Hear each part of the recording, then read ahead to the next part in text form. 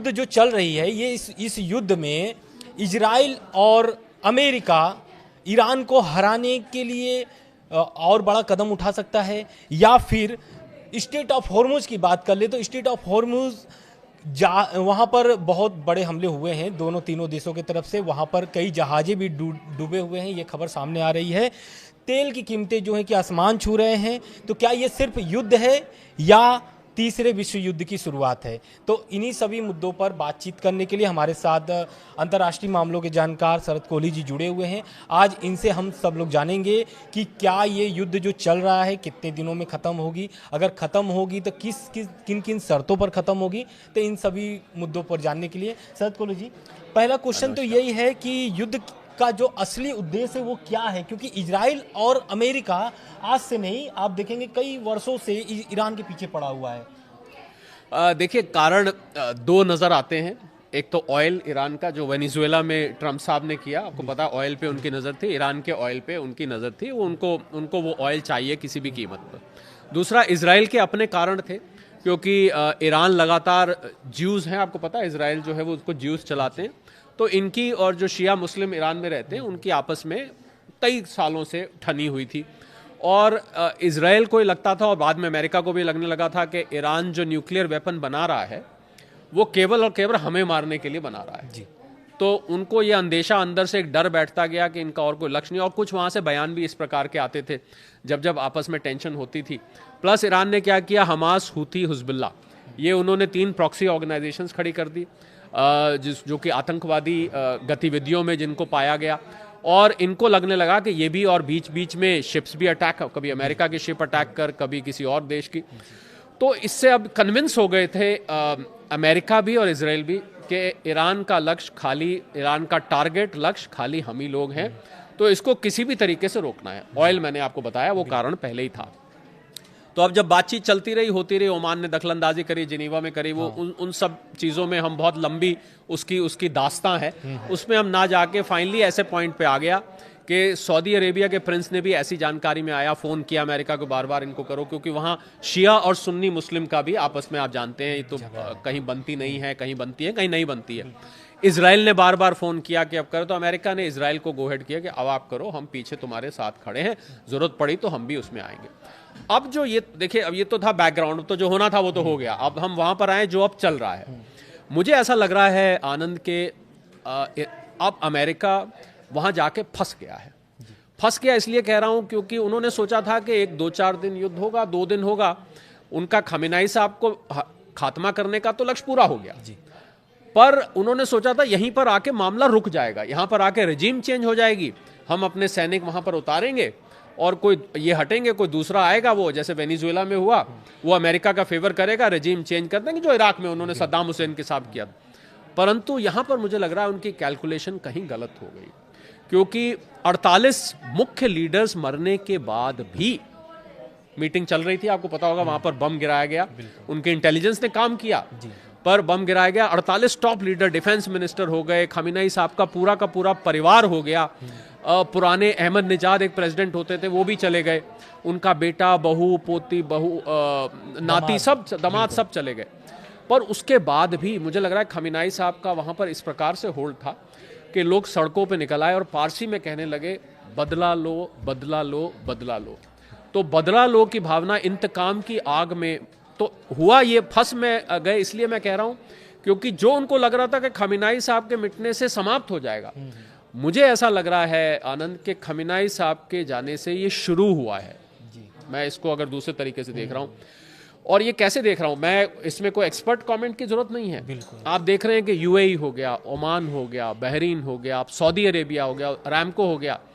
Iran को जब ये लगने लगा कि हमारे पास वो हथियार तो नहीं है जो शायद अमेरिका और इजराइल के पास हैं, हम पर मिसाइल्स में ईरान की मास्टरी है, मिसाइल्स के मामले में ईरान का बड़ा नाम है, ड्रोन्स के मामले में ईरान का बड़ा नाम है, बहुत देशों को वो सप्लाई भी करता था, ये सब आप इस बात को जानते हैं। तो उसने इन मिसाइल्स का प्रयोग, जब उसको लगा कि हम अमेरिका तक तो हमारी मिसाइल नहीं पहुंच सकती, अमेरिका वहां से बहुत दूर है, आपको पता है, पूरा का पूरा अटलांटिक ओशियन पार करके अगर अमेरिका को, उसने क्या किया कि जो जो एसेट्स अमेरिका के, उदाहरण मैं लेता हूं, दुबई ले लीजिए आप, जो ज़्यादातर लोग जानते हैं दुबई, मुझे लग रहा है बहुत सारे न्यूज़ 18 के फॉलोअर्स, व्यूअर्स, दर्शक शायद दुबई गए भी होंगे या उनके रिश्तेदार गए होंगे।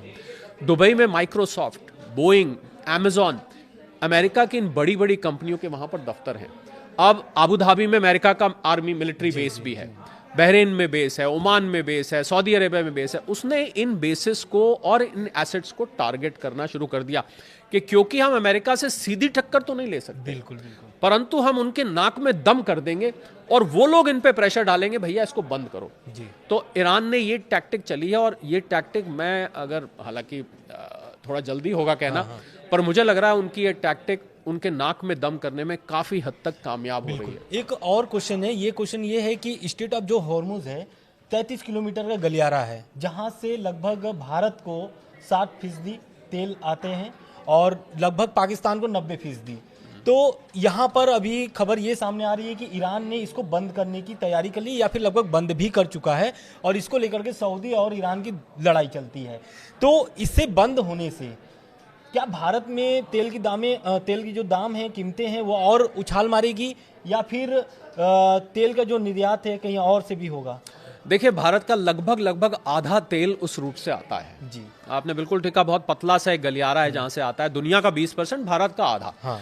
तो अब इसके बंद होने से क्या होगा कि जो बाकी का आधा जहां से आता है, जिसमें वेनेजुएला की नई दुकान खोली है ट्रंप साहब ने, वहां से और भी जगह है, तो भारत को ज्यादा वहां से लेना पड़ेगा। उसमें समस्या ये है कि या तो वो तेल की जो क्वालिटी है वो फर्क है, वो ब्रेंट नहीं है।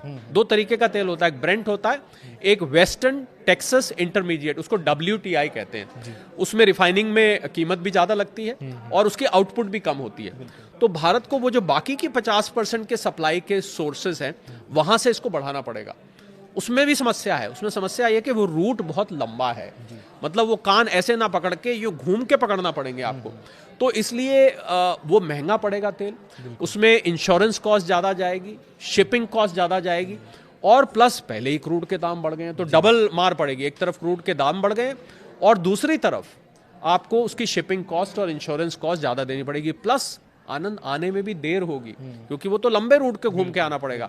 बिल्कुल, अगर ये स्टेट ऑफ हॉर्मुज बंद हो जाता है तो भारत में आपको क्रूड की थोड़ी सी समस्या, कुछ दिन का तो स्टॉक हमारे पास होता है, पर कितने दिन का स्टॉक है ये तो ऑयल कंपनीज पूरी तरह से खोलती नहीं है कितने दिन का बाकी है, क्योंकि पैनिक ना क्रिएट हो जाए। पर यह सच है कि अगर ये समस्या लंबे वक्त तक चली और अगर ईरान ने स्टेट ऑफ हॉर्मुज को बंद कर दिया पूरी तरह से, तो फिर बहुत बड़ी समस्या खड़ी हो जाने वाले। अभी इस समय भी करीब 150 टैंकर वहां पर फंसे हुए हैं, जो कि अंदर हैं उसके, जो अभी वहां से निकल नहीं पाए हैं, और एक आध टैंकर पर हमला करने की भी खबर आई है। तो मुझे लग रहा है कि भारत में तेल का संकट आ सकता है अगर ये लंबे वक्त तक चले, क्योंकि भारत 87% अपनी देश की जरूरत इंपोर्ट से पूरी करता है, क्रूड ऑयल की। तो भारत का इंपोर्ट बिल बढ़ेगा, रुपए पे प्रेशर पड़ेगा, डॉलर मजबूत हो जाएगा वहां से, क्योंकि डॉलर की डिमांड बढ़ जाती है, और आगे जाके महंगाई, जो कि बड़ी मुश्किल से भारत में अब थोड़ी थोड़ी काबू में आई है, वो महंगाई यहाँ से फिर से एक बार ऊपर की तरफ जा सकती है। ये रिस्क भारत के सिर पर मंडरा रहे हैं अगर ये लड़ाई जल्दी समाप्त नहीं होती। बिल्कुल, देखिए अब ट्रम्प का बयान भी आया है, अभी ताज़ा बयान उनका ये आ रहा है कि ईरान जो है कि हार जाएगा और हमारी जीत बहुत करीब है। ट्रम्प ने साफ बोल दिया है कि लगभग, उन्होंने 4 हफ्ते का समय दिया था कि युद्ध 4 हफ्ते तक चलेंगे, लेकिन अभी उनका जो बयान आ रहा है, बयान ये है कि ईरान पर बहुत जल्दी हम लोग जीत हासिल कर लेंगे। लेकिन IRGC या फिर ईरान की जो सेना है लगातार मिसाइलें दाग रही है, चाहे वो सऊदी अरब हो, चाहे वो कतर हो, जहां जहां अमेरिकी बेस है वहां पर लगातार हमले हो रहे हैं। इजराइल में भी बहुत सारे मिसाइलों की बारिश हुई है, ये भी हम कह सकते हैं, क्योंकि इजराइल में बहुत नुकसान हुआ है, इजराइल को बहुत नुकसान सहना पड़ रहा है। तो क्या ये हमला IRGC करता रहेगा? क्योंकि खामनेई साहब तो नहीं है, उन्हीं के नेतृत्व में IRGC चलती थी। अब वहां पे IRGC का नेतृत्व अभी तो फिलहाल में उनके हाथ में अली लारीजानी नाम है, उनका सलाहकार थे खामनेई साहब के। वो है कि आक्रामक रूप दिखा रहे हैं, लगातार हमला हो रहा है, लगातार मतलब एक तरीके से तबाही मची हुई है। लेकिन ईरान के जवाबी हमलों के बीच में भी इजराइल और अमेरिका ऐसी ऐसी जगहों पर हमला कर रहा है कि मतलब देख करके रूह कांप जाए। क्योंकि अभी आप देखे होंगे कि स्कूल पर हमला कर दिया और उस हमले में लगभग 165 लोगों की जान चली गई। और इसे लेकर के आज ईरान यूएन पहुंचा हुआ है और यूएन में जाकर के बताया गया है कि ये अपराध जो है युद्ध अपराध है और ईरान इजराइल और अमेरिका को इस पर रुक जाना चाहिए, अब हमला नहीं करना चाहिए। तो इस पर क्या अमेरिका बात मानेगा यूएन में जाकर के इस मुद्दे को? देखिए, यूएन तो उसकी बात करने का कोई फ़ायदा नहीं है, क्योंकि मैं यूएन की अब ना तो बात में वजन है, ना यूएन की बात कोई मानता है। आप ये हम सब जानते हैं, यूएन जब बना था 1945 में, वहाँ से आज तक अपनी शक्ति खो चुका है, तो यूएन की बात तो कोई मानने वाला है नहीं। पर एक ज़मीनी हकीकत को हमें स्वीकार करना पड़ेगा कि अगर अमेरिका और इजराइल दोनों मिलकर इस प्रकार से लगातार ईरान पर हमले करते रहे तो ये तो आप मानेंगे बात को कि ईरान बहुत ज्यादा दिन तक टिक नहीं पाएगा, क्योंकि ये अब वहां टारगेट कर रहे हैं जहां से मिसाइल निकल के आ रही है, ये उसको टारगेट किए, मिसाइल बार बार छोड़ते हैं तो हम उस टारगेट को हिट करते हैं, तो ये लगातार चलता रहा तो ये युद्ध यहां पर ईरान को हार माननी पड़ेगी। पर मुझे जो आनंद इसमें बड़ा खतरा नजर आ रहा है वो नजर आ रहा है जो कि इसको विश्व युद्ध में तब्दील कर सकता है। बिल्कुल, वो है चाइना, रशिया और यूरोप की अगर एंट्री हो जाती है। और इस प्रकार के जब युद्ध होते हैं, जिन लोगों ने न्यूज़ 18 के फॉलोअर्स, व्यूअर्स और दर्शकों ने वर्ल्ड वॉर 1 और वर्ल्ड वॉर 2 की हिस्ट्री अगर पढ़ी हो, मैंने बहुत विस्तार से इसको पढ़ा है कि कैसे ये शुरू हुआ, एक छोटी सी चिंगारी कैसे इतने बड़े युद्ध में बन गई। वर्ल्ड वॉर 2 तो 6 साल तक चलता रहा, 1939 में शुरू हुआ, 1945 में बंद हुआ। तो ये देखिए, युद्ध में क्या होता है, एक बात सबको ध्यान रखनी चाहिए कि युद्ध में आप आज जो हो रहा है ये जरूरी नहीं कि वो कल भी हो। युद्ध में नई नई डेवलपमेंट्स होती हैं और एकदम से पासा पलट भी जाता है, युद्ध में ऐसा भी देखा जाता है। तो अगर यहाँ से चीन या रशिया की एंट्री हो जाती है तो ये युद्ध विकराल हो जाएगा, फिर ये युद्ध विश्व युद्ध में तब्दील हो जाएगा। कल ईरान ने साइप्रस पे हमला किया। ये साइप्रस पे वो जगह थी जहां यूके का बेस था।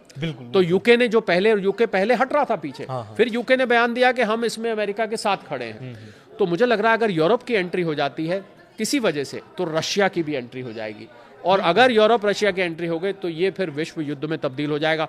पर आज जो परिस्थिति है उसके आधार पर मैंने ये कहा, मैं दोहराता हूं कि ईरान बहुत ज़्यादा दिन तक ये तो पक्का है कि नहीं टिक पाएगा, क्योंकि जो हथियार अमेरिका के पास हैं, जो हथियार इजराइल के पास हैं, वो ईरान के पास लिमिटेड है। प्लस उनकी जो टॉप ब्रास है वो जा चुकी है।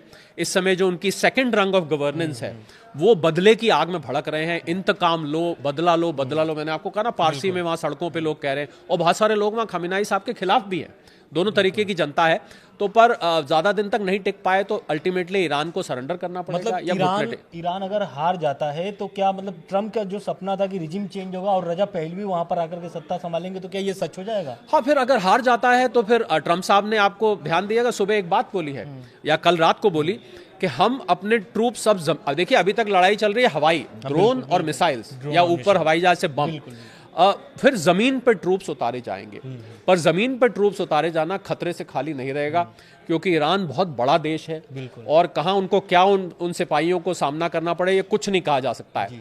फिलहाल जो परिस्थिति दिख रही है उससे लग रहा है ये युद्ध लंबा तो चल सकता है, पर ईरान इसको अच्छा, लोग बीच में ये भी बात भूल गए कि ईरान की जो अर्थव्यवस्था है उसकी हालत बहुत ज्यादा खराब है। वहां पहले ही इन्फ्लेशन 50% से ऊपर चल रहा है। उनकी जो करेंसी है वो बहुत बुरी तरह से डेप्रिसिएट हो चुकी है। सैंक्शंस धड़ाधड़ लगे हुए उनके ऊपर। तो ईरान की आम जनता में त्राहिमाम इस समय उनका ध्यान युद्ध पर है। पर जैसे ही युद्ध के बादल छटेंगे आपका ध्यान अर्थव्यवस्था पर आ जाता है कि लोगों के पास काम काज नहीं होगा, कोई रिश्तेदार मर चुका होगा, बिल्डिंगें गिर चुकी होंगी, अस्पताल गिर चुके होंगे, होटल्स गिर चुके होंगे, फैक्ट्रियां गिर चुकी होंगी, जहां लोग काम करते थे सब खत्म हो चुका होगा। तो फिर वो जनता अपना आगे कैसे गुजारा करेगी, ये एक प्रश्न उठता है। तो यहां पर अगर अमेरिका बीच में आ जाता है कि हम उनको संभालेंगे, पर सवाल तो आनंद यहां ये उठता है कि पहले अमेरिका खुद को तो संभाल ले, पहले जो उनके अंदर जो दिक्कत है, क्योंकि रिपब्लिकन्स ने ये बात बोल दी है साफ साफ, और रिपब्लिकन के एक किसी व्यक्ति ने बोली कि आप ईरान में जाके कर रहे हो, पहले अमेरिका के कॉस्ट ऑफ लिविंग तो देख लो। तो मुझे लग रहा है मूल मुद्दा मैं कहें अगर मैं इसका निकालूं, क्योंकि मैं अर्थशास्त्री भी हूं, तो मुझे लग रहा है कि एक वैश्विक मंदी इस युद्ध के बाद आपको देखने को मिलेगी। पहले ही जो विकसित देश हैं वो मंदी में हैं, और ये लड़ाई तो सोने पे सुहागा का काम करेगी, बिल्कुल और ज़्यादा बद से बदतर परिस्थिति हो जाएगी। तो यहाँ पर इस युद्ध समाप्त, मुझे ऐसा लग रहा है कि युद्ध में तो हम डरे हुए हैं, पर युद्ध समाप्त होने के बाद और ज़्यादा डरने की परिस्थिति आर्थिक कारणों से बन जाएगी। बिल्कुल। तो मतलब ईरान और इजराइल और अमेरिका की जो युद्ध हो रहा है उसमें मतलब तय है कि अमेरिका और इजराइल की जीत होगी, है ना? तो लगातार हालांकि अपडेट्स आ रहे हैं मैं मिडिल ईस्ट से। आपको टोक रहा हूं यहाँ पर। मैं इस बात को तय होके तो नहीं कहूंगा कि इनकी जीत होगी। मुझे लग रहा है युद्ध लंबा चलेगा। अगर इसमें किसी का हस्तक्षेप हो गया तो बात अलग है, परंतु अगर इसी प्रकार से चलता रहा तो ईरान कब तक अपनी, और कितनी मिसाइल्स हैं ईरान के पास, कब तक वो मिसाइल चला, उनका जो मिसाइल्स का स्टॉक है जब वो समाप्त होने लग जाएगा, दो लड़ रहे होते हैं तो आपका बुलेट खत्म होने लग जाती है, तो उस समय क्या आप हाथ खड़ा कर देते हैं, या बिल्कुल जब वहां सैनिक उतर के कब्जा कर लेंगे, कुछ इस प्रकार की परिस्थिति होती है। पर जरूरी बात यह है आनंद कि लड़ाई में 2 दिन एक जैसे नहीं होते, कभी भी पासा किसी भी ओर पलट सकता है, रोज एक नया दिन मान के चलिए। बिल्कुल। तो लगातार मिडिल ईस्ट से अपडेट्स आ रहे हैं, हम आप तक पहुंचाते रहेंगे। शुक्रिया।